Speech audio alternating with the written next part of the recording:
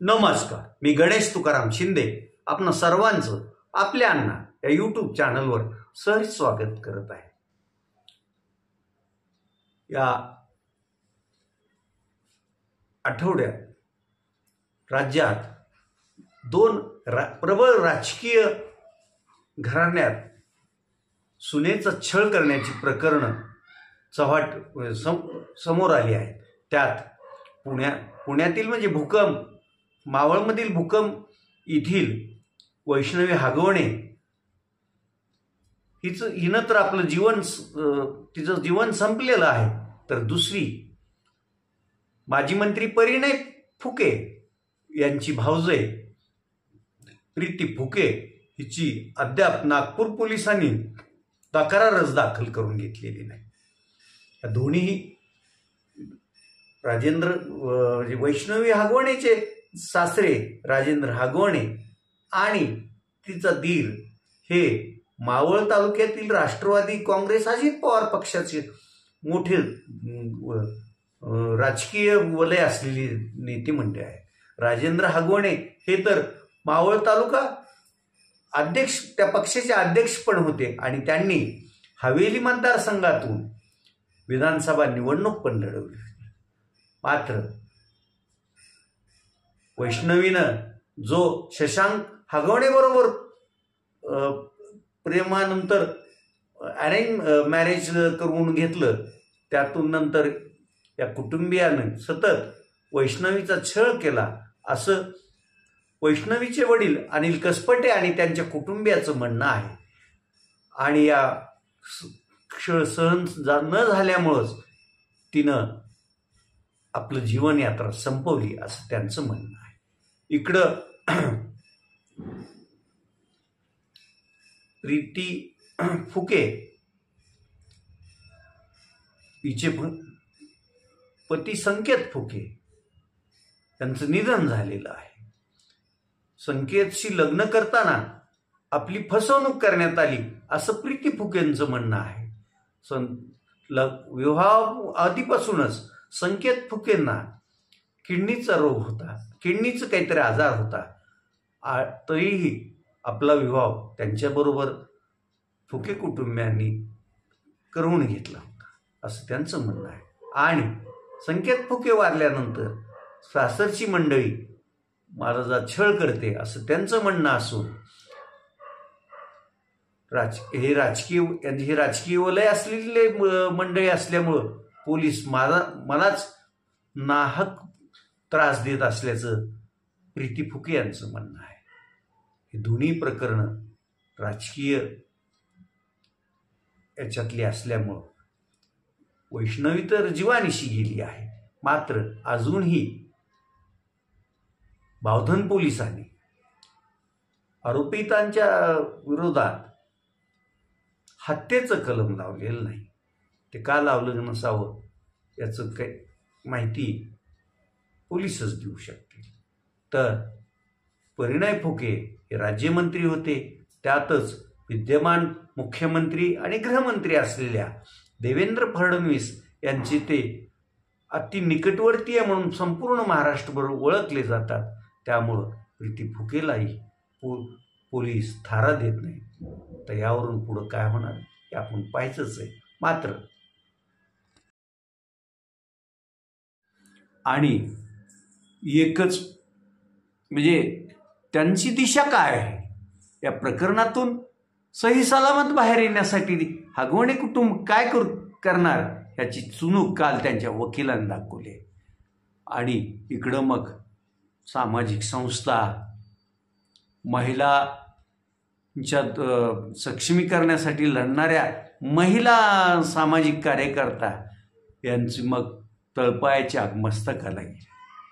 त्यांनी त्या वकिलाबद्दल आपली काय भूमिका आहे ती स्पष्ट मांडली।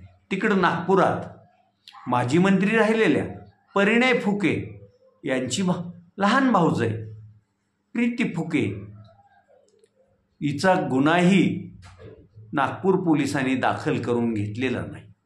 तिचाही फुके कुटुंबीय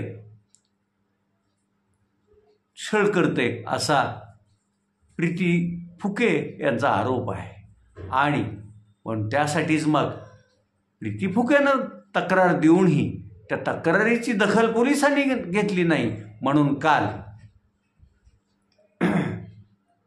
रोहिणी खडसे आणि शिवसेना उद्धव बाळासाहेब ठाकरे पक्षाच्या सुषमा अंधारे नागपुरात दाखल झाल्या होत्या। त्यांनी प्रीती फुकेला सोबत घेत एक पत्रकार परिषद घेतली आणि परिणय फुके यांच्यामुळं यांचा जो राजकीय दबाव पोलिसांवर आहे त्यामुळं प्रीती फुकेची तक्रार दाखल करून घेण्यात येत नाही, तिलाच उलटा तिचा मानसिक छळ पोलीस करत आहे असा गंभीर आरोप केला आहे। मग या दोन्ही प्रकरण इकडं राजेंद्र हगवणे त्यांचा मुलगा धाकटा मुलगा हे राष्ट्रवादीचे अजित पवार गटाचे मावळ तालुक्यातली प्रमुख अशी नेते म्हणून ते हे जातात। राजेंद्र हगवणे हे काही दिवस मावळ तालुका अध्यक्ष पण होते आणि त्यांनी हवेलीतून विधानसभेची निवडणूक पण राष्ट्रवादी काँग्रेसकडून लढवलेली होती, त्यामुळे तेही वजनदार असं राजकीय व्यक्तिमत्व आहे। आणि परिणय फुके हे तर राज्याचे मंत्री होते, आताही ते विधान परिषदेचे सदस्य आहेत। आणि सर्वात महत्त्वाचं, परिणय फुके हे मुख्यमंत्री देवेंद्र भाऊ फडणवीस यांचे अत्यंत जवळचे असे विश्वासू सहकारी म्हणून पण संपूर्ण महाराष्ट्रभर त्यांची ओळख आहे। त्यामुळं दिवंगत वैष्णवी आणि छळ सोसत तरीही सासरच्या विरोधात तक्रार करण्याची धमक ठेवणारी प्रीती फुके या दोघांना खरंच न्याय मिळेल का हा खरा प्रश्न आहे।